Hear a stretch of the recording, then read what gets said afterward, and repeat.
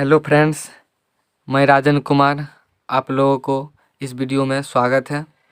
जैसे कि आप देख रहे होंगे, ऊपर में लिखा हुआ है वास्तविक संख्या, रियल नंबर। जो आज हम 10th क्लास के वास्तविक संख्या जो है उसे मैं पढ़ाने जा रहा हूँ।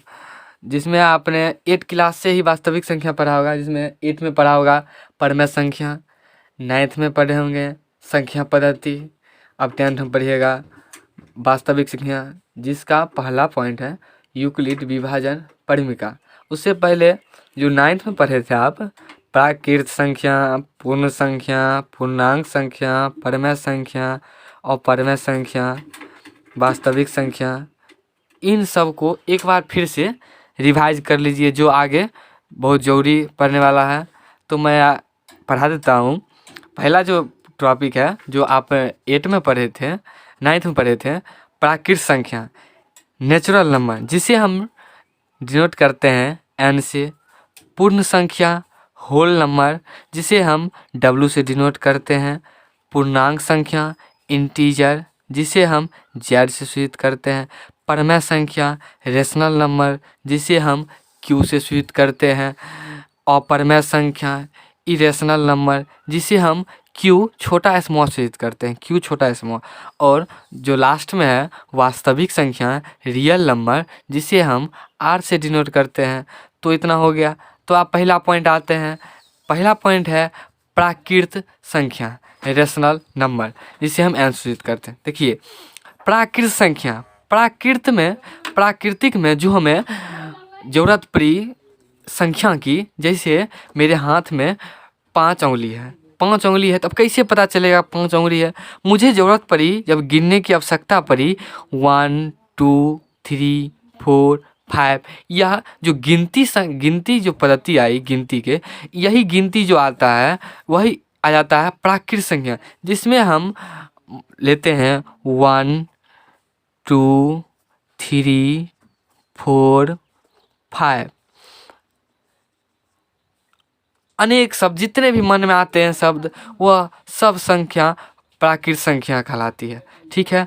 अब जैसे अब अगला आता है पूर्ण संख्या। तो आप कहिएगा पूर्ण संख्या कैसे है? Whole number. देखिए, आपके हाथ में अभी 5 उंगली है, आप इसको मोड़ लिए, तो मेरे हाथ में एक भी उंगली नहीं बचा। कितने बचे? 0। कितने हैं अभी? 0।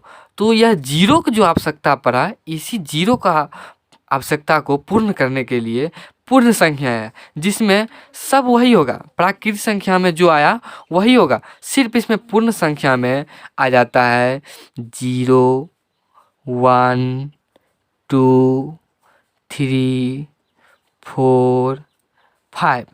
इंडिफिनिट जितने संख्या होते हैं सब आ जाते हैं, सिर्फ इसमें 0 का प्रयोग हुआ। अब देखिए आगे, पूर्णांक संख्या इंटीजर, जिसे हम जेड से डिनोट करते हैं। अब इसमें देखिए, जैसे पूर्णांक संख्या जब आगे मैथ का विकास हुआ, तो उसमें माइनस का आवश्यकता पड़ा। माइनस का जब ऋणात्मक संख्या का आवश्यकता पड़ा, तो इसमें ऋणात्मक संख्या का उपयोग होता है। जैसे पूर्णांक संख्या में हो जाता है 0 1 2 3 4, इंडिफिनिट जहाँ तक जा सकते। और इधर आ जाता है -1 -2 -3, इंडिफिनिट जितना जाइए उधर माइनस में पूरा जाता है। ठीक है। देखिए, आप कहिएगा 0 ना तो धनात्मक है ना ही ऋणात्मक है, वह 0 है सिर्फ। ठीक है। अब इतना तक समझ गए? इतना में कोई प्रॉब्लम नहीं होना चाहिए। अब देखिए आगे है परमेय संख्या, रेशनल नंबर। परमेय संख्या, देखिए आगे जो परमेय संख्या है, इसको पढ़िएगा परमेय संख्या। तो परमेय संख्या यह हो गया, जैसे आगे जब विकसित हुआ, जैसे आप मानिए कि चॉकलेट है। चॉकलेट, अब कितना चॉकलेट? ऐसे आपके पास 2.5 चॉकलेट है, 2.5 चॉकलेट है, 2.5 चॉकलेट है, 2 गो एक आधा गो। तो जैसे 2.5 चॉकलेट हुआ, जैसे 2.5 कहिएगा। जैसे मानिए आप हो गया 2:2 जैसे ये हो गया जैसे मान लीजिए यहाँ पर हमने लिखा 2/1/2। तो यहाँ पर देखिए इसको हम लिख सकते हैं 2 दूना 4, 1 5, 5/2, 5/2। इसी को हम लिख सकते हैं, जब इसे डिवाइड करिएगा, भाग दीजिएगा, तो यह आ जाएगा 2.5। यही जो आवश्यकता पड़ी, यही जो बट्टा में आवश्यकता पड़ी पूर्णांक में, जिसे हम कहते हैं, जैसे भाषा में देखिए परिभाषा के माध्यम से चलेगा, वैसी संख्या जिसे हम p/q के रूप में लिख सकते हैं वह परमेय संख्या हुआ। जिसे हम p/q के रूप में नहीं लिख सकते हैं वह अपरमेय संख्या हुआ। जैसे p/q के रूप में, p/q के रूप में लिख सकते हैं, जैसे p/q में। अब कहिएगा p जो है वह पूर्णांक संख्या है। p क्या है? पूर्णांक संख्या है, पूर्णांक संख्या। अब कहिएगा q भी है पूर्णांक संख्या। q भी जो है वह भी है पूर्णांक संख्या है, जिसमें इसमें सभी पूर्णांक संख्या आ जाते हैं। ठीक है, इसमें सभी पूर्णांक संख्या आ जाते हैं, सिर्फ इसमें पूर्णांक संख्या, इसमें जीरो छोड़ के। जो q है, q में जीरो छोड़ के सभी संख्या पूर्णांक आते हैं, जीरो नहीं आते हैं। बट्टा में कभी जीरो आप देखे हैं? जीरो नहीं आते हैं, तो जीरो नहीं आते हैं।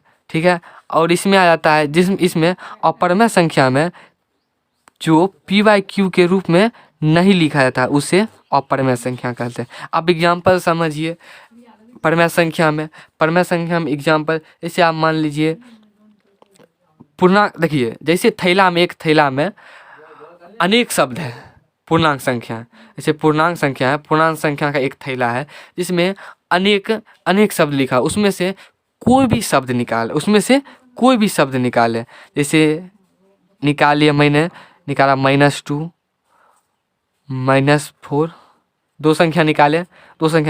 इसके नीचे कोई भी पूर्णांक संख्या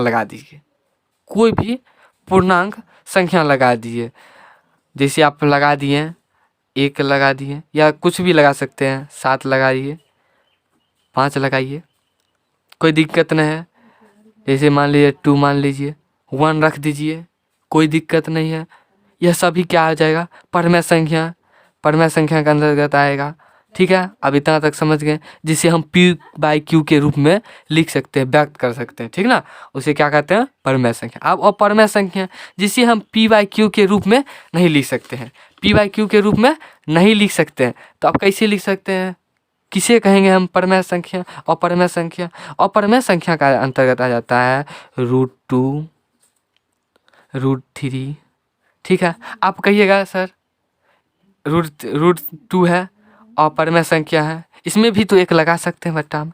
हाँ, इसमें भी 1 लगा सकते हैं, 1 लगा दीजिएगा, तब भी एक तो है, एक परमेय संख्या है, लेकिन अपरमेय संख्या √2 नहीं है, √3 नहीं है अपरमेय संख्या, इसलिए इसे अपरमेय संख्या। जैसे आप कहिएगा क्या? पाई एक क्या है? अपरमेय संख्या है। लेकिन 22/7 है, यह तो अपरमेय संख्या नहीं है, यह परमेय संख्या के अंतर्गत आ जाएगा। ठीक है, एक मानने के लिए, हिसाब बनाने के लिए, सॉल्यूशन करने के लिए हमने पाई को 22/7 माना। पाई है अपरमेय संख्या, लेकिन 22/7 है, यह अपरमेय संख्या नहीं है। ठीक है, समझ गए? इसे हम p/q के रूप में नहीं लिख सकते हैं, वह अपरमेय संख्या हो गया। इसे p/q के रूप में लिख सकते हैं, उसे हम परमेय संख्या कहते हैं। ठीक है, अब देखिए वास्तविक संख्या। अब क्या आ गया? वास्तविक संख्या, रियल नंबर, जिसे हम r से डिनोट करते हैं। देखिए अब रियल नंबर जितने भी शब्द परमेय संख्या में और परमेय संख्या में आते हैं, वह सब संख्या जो है वह टोटल संख्या आपको वास्तविक संख्या में आ जाते हैं। जितने भी शब्द आए, जितने भी अंक आए इसमें, परमेय संख्या में और परमेय संख्या में, वह सारे संख्या वास्तविक संख्या में आ जाएगा। ठीक है, कोई दिक्कत नहीं यहाँ तक, कोई बच्चा का प्रॉब्लम नहीं। अब देखिए यहाँ तक मैंने रिवाइज कर लिया, मैंने यहाँ तक देख लिया। 9th क्लास में आपने पढ़ा था प्राकृत संख्या, मैंने पढ़ लिया। प्राकृत संख्या के अंतर्गत आता है 1 2 3 4 5 इनडिफिनिट, जहाँ तक आप जाइए जितने भी संख्या है, ठीक है।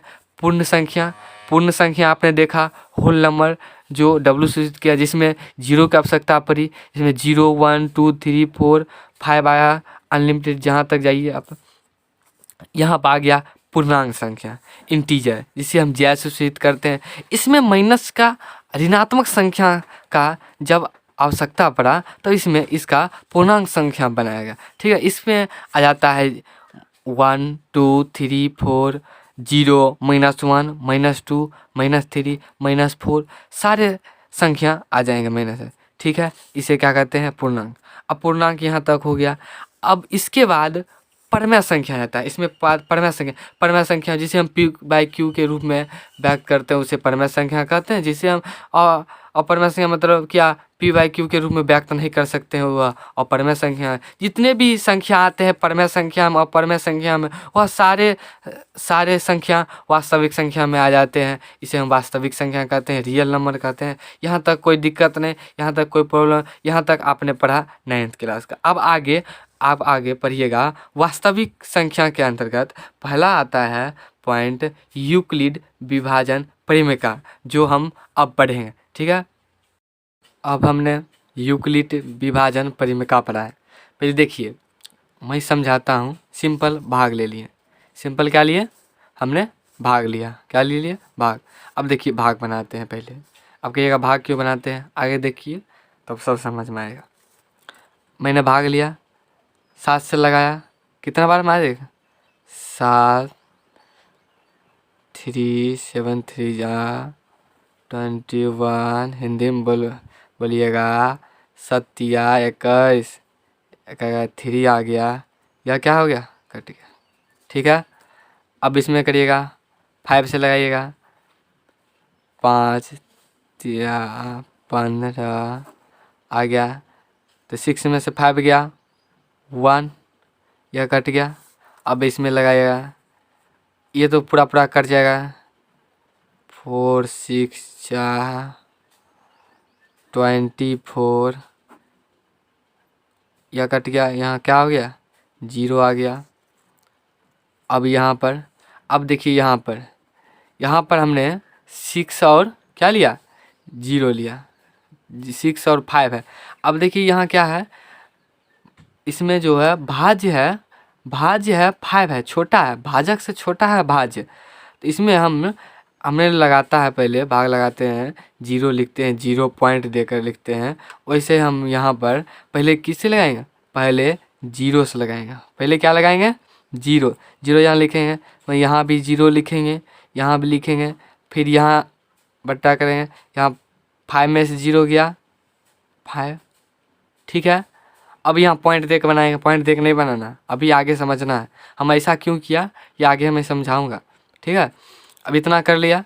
अब देखिए अब यहाँ पर हम लिख सकते हैं इसको 24 को हम लिख सकते हैं, 24 है, 24 को हम लिख सकते हैं 7 2 3 + 3 लिख सकते हैं, ठीक है।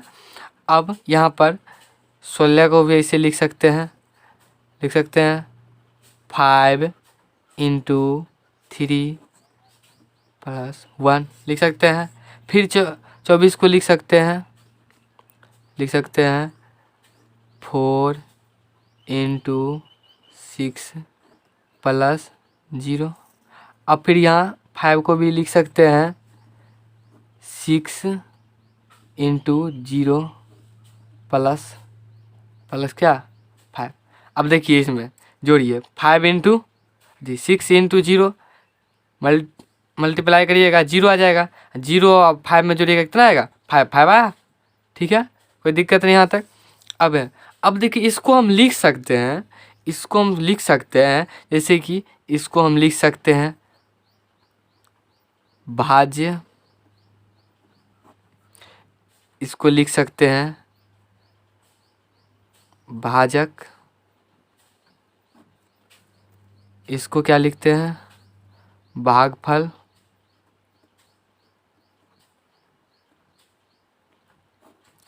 इसको क्या लिखते हैं? शेषफल। शेषफल लिख दिए। अब इसमें देखिए, ये तो आप जानते हैं कि हिंदी में इतना लिखा जाता है, पर इसको इंग्लिश में डिनोट किससे करते हैं? देखिए, भाजक को बी से डिनोट करते हैं, ठीक है। यूक्लिड विभाजन परिमिका में, ठीक है। इसे हम ए से सूचित करते हैं, भागफल को क्यू से डिनोट करते हैं, ठीक है। याद रखिएगा ये सब। इसे आर से डिनोट करते हैं, ठीक है। इतना हो गया। अब इसे हम जो यहाँ पर ये इतना जो हम लिखे हैं, इसको हिंदी में तो लिख सकते हैं। इसे हम हिंदी में लिख सकते हैं, क्या लिख सकते हैं? भाज्य बराबर भाजक इंटू भाजक इंटू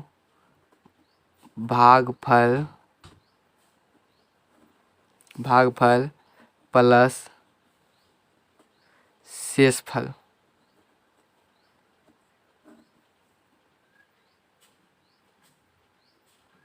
यहाँ तक मैंने लिख लिया। अब यह लिखने के बाद, इतना मैंने तो लिख लिया, उसके बाद अब यह क्यों लिखा? अब देखिए, आप समझिए। यहाँ पर भाज्य को किससे डिनोट करते हैं? भाज्य को किससे डिनोट करते हैं? यहाँ पर देखिए, ए से। ए बराबर भाजक बी इंटू क्या? भागफल को किससे डिनोट करते हैं? क्यू से। क्यू, इसको ऐसे लिख सकते हैं, ठीक है। और प्लस को शेषफल क्या है? आर है, ठीक है। मैंने यहाँ लिख दिया। अब हो गया। यही जो है, इसी को यूक्लिड विभाजन परिमिका में पढ़ना है। इसी को यहाँ लिखा जाता है, ए बराबर B into Q plus R, ठीक है। देखिए, कभी भी जो है शेषफल है, भाजक से बड़ा नहीं होता है, ठीक है। भाजक से छोटा होता है शेषफल। अगर शेषफल बड़ा है तो आप ठीक से भाग नहीं दिए हैं, आप पूरा नहीं भाग लगाए हैं, ठीक है। कभी भी शेषफल जो होता है भाजक से बड़ा नहीं होता है, ठीक है। कभी भी नहीं होता है। तो इसको हम लिख सकते हैं आर। यहाँ पे लिख सकते हैं आर छोटा है किससे? आर छोटा है बी से, ठीक है। लिख सकते हैं, हो गया। यहाँ पे लिख सकते हैं ना, आर छोटा है बी से, क्योंकि शेषफल जो है कभी भी भाजक से बड़ा नहीं होता है। तो हम इसे लिख सकते हैं आर छोटा है किससे? बी से। यहाँ पे लिख दिया। उसके बाद एक और होता है, आर जो होता है, आर होता है कभी बी से बड़ा या बराबर नहीं होता है। आर जो है कभी भी बी से बड़ा या बराबर नहीं होता है, ठीक है। तो समझ गए? इतना क्लियर? अब यही, अब देखिए यहाँ क्या कहता है, यूक्लिड विभाजन परिमिका परिभाषा है, क्या कहता है? दो धनात्मक पूर्णांक ए एवं बी दिए रहने पर ऐसी अद्वितीय पूर्ण संख्या क्यू और आर रहते हैं, ठीक है। तो क्या कहता है? दो धनात्मक पूर्णांक ए एवं बी, क्या कहता है? ए जो है और ए है, बी है, कभी भी ऋणात्मक नहीं होता है, ठीक है। बात पर ध्यान दीजिएगा। कभी भी ए जो है, ए और बी या कभी भी ऋणात्मक नहीं होता है। क्या कहता है? दो धनात्मक पूर्णांक दिए रहने पर, दो धनात्मक पूर्णांक ए एवं बी दिए रहने पर, क्या कहता है? यहाँ पर ए जो है, ए और बी कभी भी धनात्मक नहीं रहता है, ठीक है। ओके, अब यहाँ पर यह एग्जाम्पल है, ऐसी अद्वितीय पूर्ण संख्या Q और R रहते हैं।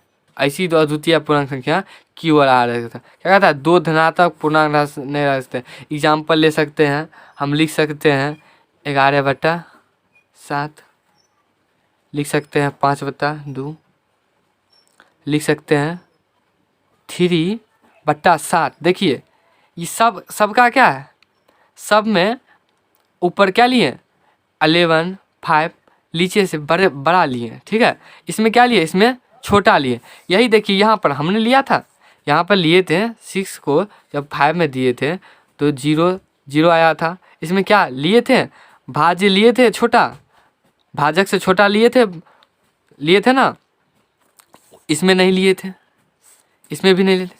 किसी में आया 0, किसी में 1, किसी में 5, किसी में 3, किसी में 0 आया, किसी में 6 आया, ठीक है। यही समझने के लिए इतना ही, यह पूरा जो इतना जो हम बताएं भाग देकर, यही सिर्फ इतना समझने के लिए, ठीक है।